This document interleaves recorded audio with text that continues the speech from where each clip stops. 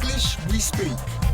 From bbclearningenglish.com. Hello and welcome to the English We Speak. I'm Feifei. And I'm Rob.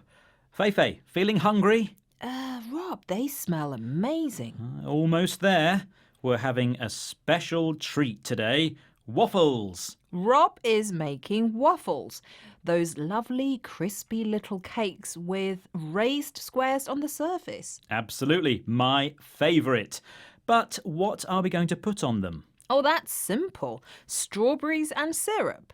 What about you? OK, I'm not so sure. I mean, I used to always love them with honey and bananas, but they do taste amazing with melted chocolate or with cream. You know, I recently tried one with peanut butter. Not a good experience. I guess strawberries would be worth trying, or mango, but only if the mangoes are fresh, of course. Rob, Yes?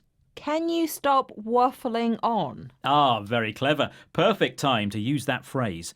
I do need to stop waffling on, don't I? Yes, please. To waffle on means to talk and talk without saying anything very useful or interesting. I am sometimes guilty of that.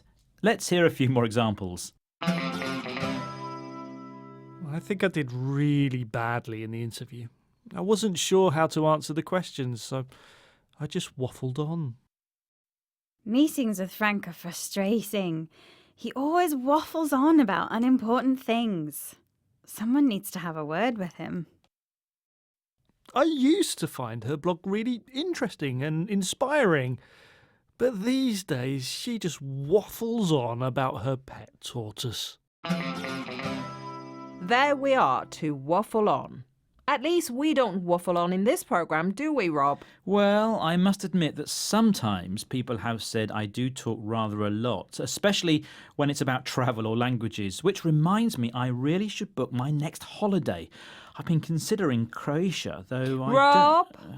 Oh, am I waffling on? I'm afraid so. Oh, it's waffle time. Great.